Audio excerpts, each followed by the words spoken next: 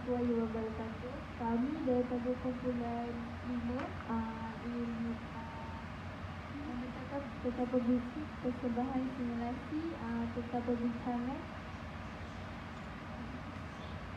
Saya Nurbatin Syah Ashifi binti Muhammad Syahrir daripada unit PAPK 1. Saya Nurliana binti Muhammad Mahdi dari unit PAPK 1. Saya Nurul Najah binti Rosli dari PAPK 1. Okey, baiklah. Topik kami hari ini ialah IPG menjadi rebutan pelajar lepaskan SPM. Jadi, berdasarkan pandangan saya, IPG ataupun Institut Pendidikan Guru menjadi rebutan pelajar lepaskan SPM kerana ia merupakan sistem kemasukan yang kompetitif. Kemasukan ke IPG ini adalah perlu melalui proses yang kompetitif. Contohnya seperti EKCG, komunikasi secara bermuka dan juga ujian kecergasan fizikal. Betul. Jadi ini membuatkan IPG menjadi tempat yang diminati oleh pelajar-pelajar terbaik untuk bersaing di tempat institusi ini. Jadi mengapakah saya mengatakan bahawa IPG merupakan sistem kemasukan IPG ini kompetitif? Hal ini kerana permintaan yang tinggi. Terdapat permintaan yang tinggi untuk peluang pengajian dalam bidang pendidikan di Malaysia kerana negara memerlukan bilangan guru yang mencukupi untuk mengajar di sekolah-sekolah. Oleh itu, banyak pelajar berminat untuk melanjutkan pengajian mereka di IPG, menyebabkan IPG ini mempunyai persaingan yang amat tinggi jika dapat dilihat. Seterusnya, yang kedua, terhadnya tempat. Seperti yang kita tahu, ramai pelajar lepasan SPM yang berebut-rebut untuk memohon untuk masuk ke dalam IPG ini sehingga sebabkan terhadnya tempat. IPG tidak mempunyai kapasiti tak terhad untuk mengambil masuk pelajar. Bilangan tempat tersedia adalah terhad dan biasanya tidak mencukupi untuk memenuhi permintaan pelajar yang memohon IPG. Oleh itu, hanya pelajar-pelajar yang mencapai dan mencukupi syarat-syarat seperti itu saja mereka berjaya melalui proses kemasukan yang kompetitif akan diterima. Kemudian, kualiti guru. Sistem kemasukan IPG ini kompetitif kerana mereka mementingkan kualiti guru. IPG adalah institusi yang bertanggungjawab untuk melatih guru. Oleh itu, proses kemasukan perlulah memastikan hanya calon-calon yang terbaik yang berkelayakan akan diterima. Ini adalah untuk memastikan bahawa guru-guru yang akan mengajar anak-anak bangsa pada masa hadapan mampu memberikan pendidikan yang baik kepada mereka, sekaligus melahirkan anak-anak yang mampu meneraju masa depan yang baik. Kemudian, persaingan untuk beasiswa dan persaingan untuk bantuan kewangan. Ramai pelajar yang berusaha untuk dapatkan beasiswa, untuk mendapatkan bantuan kewangan untuk menampung kos pengajian mereka di IPG. Itu persaingan untuk dapatkan sokongan kewangan tambahan juga menjadi sistem kemasukan IPG itu lebih kompetitif. Kemudian, terakhir sekali, standard pendidikan yang tinggi. Malaysia, mereka meletakkan penekanan pada standard pendidikan yang tinggi dalam proses pemilihan calon-calon guru. Ini termasuklah dari segi penilaian terhadap akademik, kemahiran komunikasi dan kemahiran interpersonal. Penilaian terhadap akademik itu contohnya seperti akademik lah. Oleh itu, calon perlu bersaing untuk memenuhi standard ini. Jadi, kesimpulan yang saya dapat simpulkan, sistem kemasukan ke IPG adalah kompetitif kerana faktor-faktor seperti permintaan yang tinggi, terhadnya tempat, penekanan pada kualiti guru, persaingan untuk sokongan kewangan dan standard pendidikan yang tinggi. Ini menjadikan proses kemasukan ke IPG lebih mencabar. Betul? Dan hanya cara terbaik yang akan berjaya mendapatkan tempat institusi ini. Baiklah, Mbak Tisha, apakah pendapat awak tentang topik ini? Terima kasih. Saya sangat tertarik dengan pendapat-pendapat yang awak berikan. Pada pendapat saya pula, IPG di Malaysia menawarkan program khas atau program istimewa bagi menarik minat pelajar yang berminat dengan bidang-bidang yang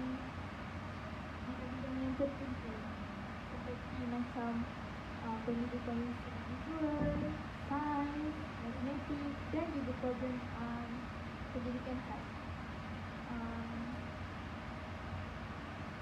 Hal ini bagi memenuhi keperluan pendidikan khusus. Hal ini kerana terdapat pelajar-pelajar yang memerlukan pendidikan khusus seperti pelajar-pelajar berkeperluan khas atau pelajar-pelajar yang memerlukan bantuan tambahan dalam pengajian mereka. Program khas di IPG dibangunkan bagi memenuhi keperluan pendidikan khusus ini dan untuk memberikan sokongan tambahan kepada pelajar-pelajar ini. Pendidikan khusus ni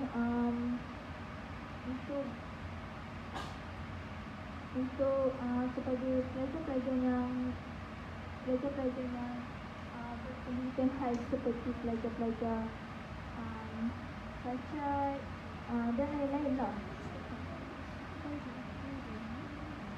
Seterusnya, pendidikan inklusif.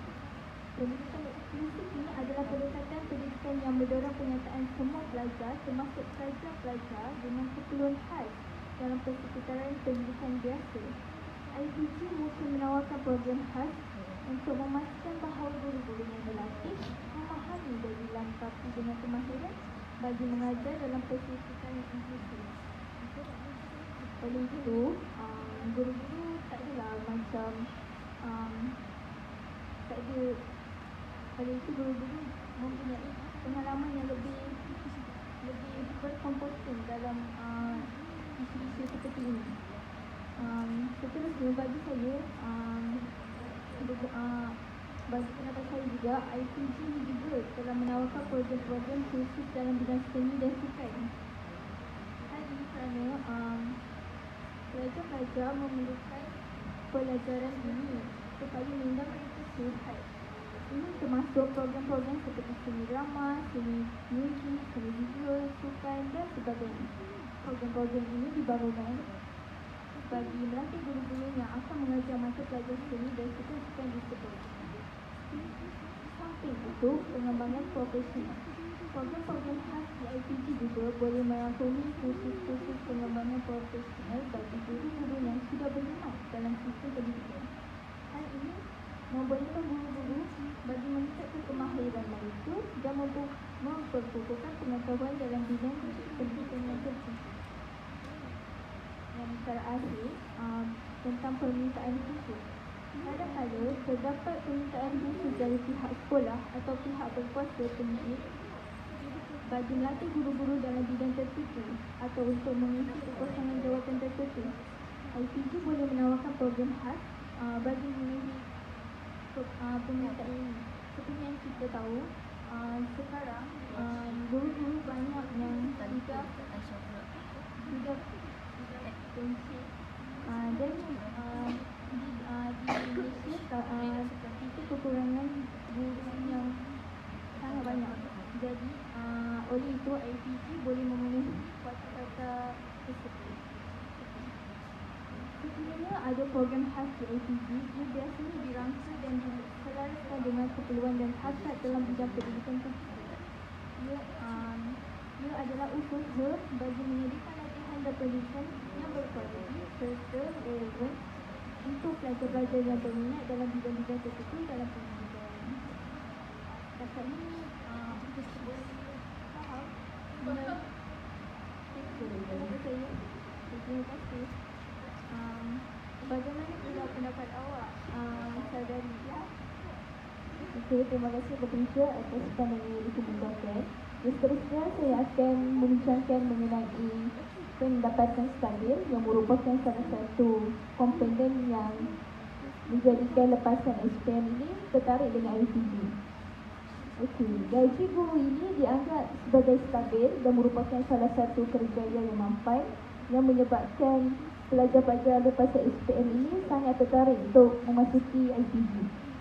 Okey, yang pertama adalah disebabkan keperluan tetap untuk pendidikan. Maksudnya di sini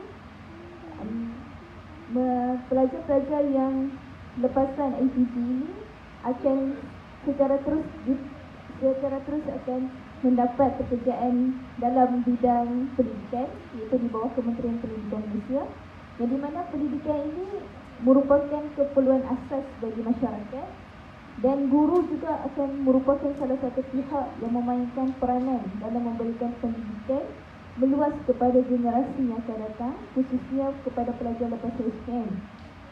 Oleh itu, permintaan terhadap guru ini selalunya akan menjadi kegelaan pelajar, khususnya kepada pelajar lepas SPM, serta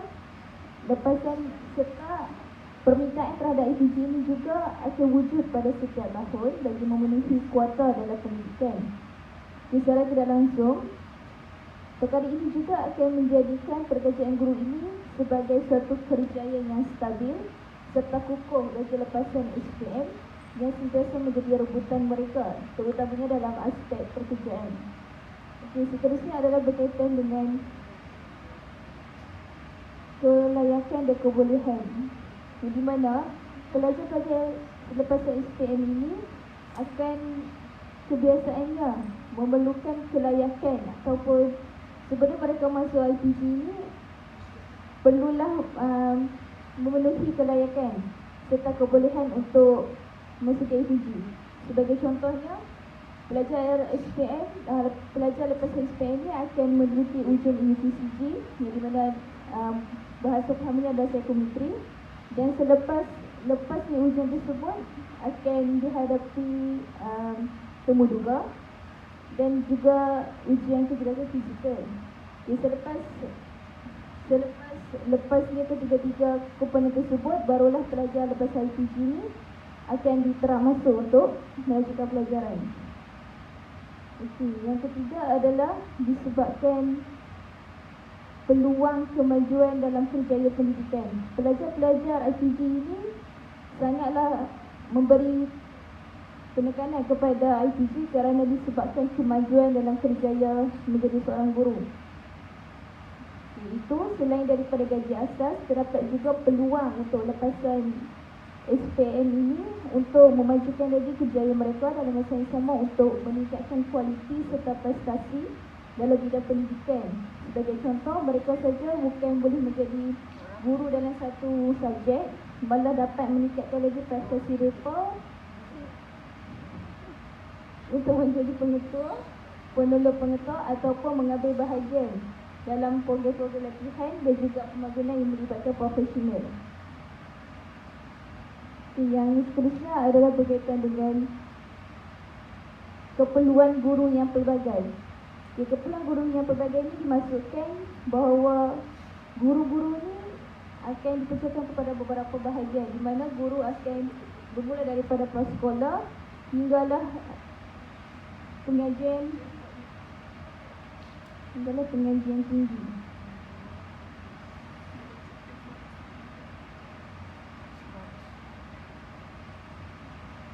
Okey, jika kita teliti dengan lebih mendalam, proses pembelajaran yang melibatkan komponen tersebut, dia akan memihakkan kepada guru untuk memiliki jumlah guru yang lebih ramai dalam masa yang sama dapat melahirkan anak didik ataupun anak bangsa yang seimbang dari segi komponen garis tersebut. Ini bermaksud terdapat peluang pekerjaan yang meluas dalam bidang pendidikan yang menjadi kegelaan kepada pelajar-pelajar lepasan SPM. Secara tuntasnya, kerjaya sebagai seorang guru bukan sahaja dilihat terutama dalam aspek sumber pendapatan yang stabil, tetapi ia juga merupakan salah satu peluang untuk memberi sumbangan kepada masyarakat dan memainkan peranan penting dalam perkembangan setiap individu, masyarakat dan negara. Oleh itu, kebanyakan orang melihat kerjaya guru ini sebagai satu pilihan utama serta dominan dan merupakan satu pekerjaan yang mampan serta bermakna, dan itulah merupakan salah satu faktor yang menjadikan pelajar lepas SPM menjadikan IPG sebagai destinasi utama mereka untuk melanjutkan APG.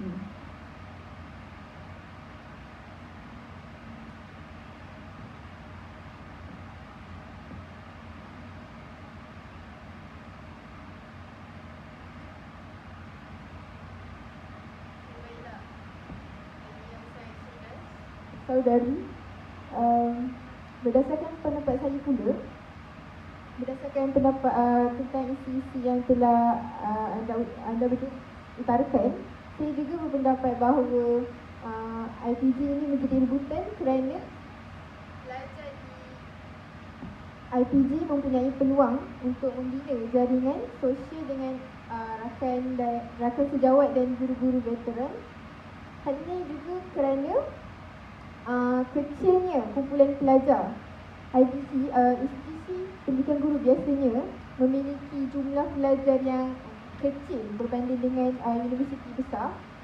Ini bermaksud bahawa pelajar di IPG akan lebih cenderung ataupun lebih mudah untuk mengenal satu sama lain secara pribadi. Ini juga membuka peluang untuk kita membina hubungan rapat dan jaringan sosial yang lebih kuat antara satu sama lain. Jadi, apa pendapat awak, Batisha?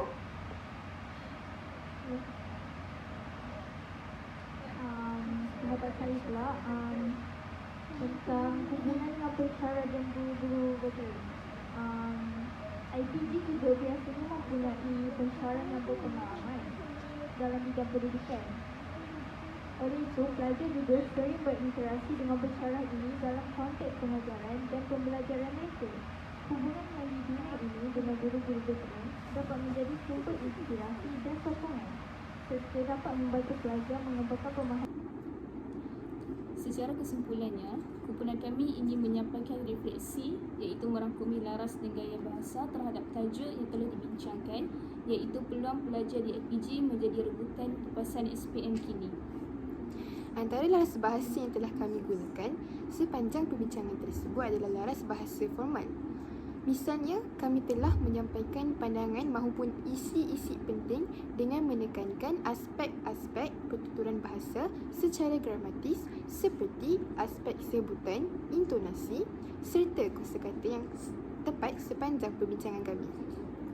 Akhir sekali, kami juga elakkan diri daripada menggunakan bahasa selangat dan dialek yang merupakan sebahagian daripada bahasa tidak formal. Sekian, terima kasih.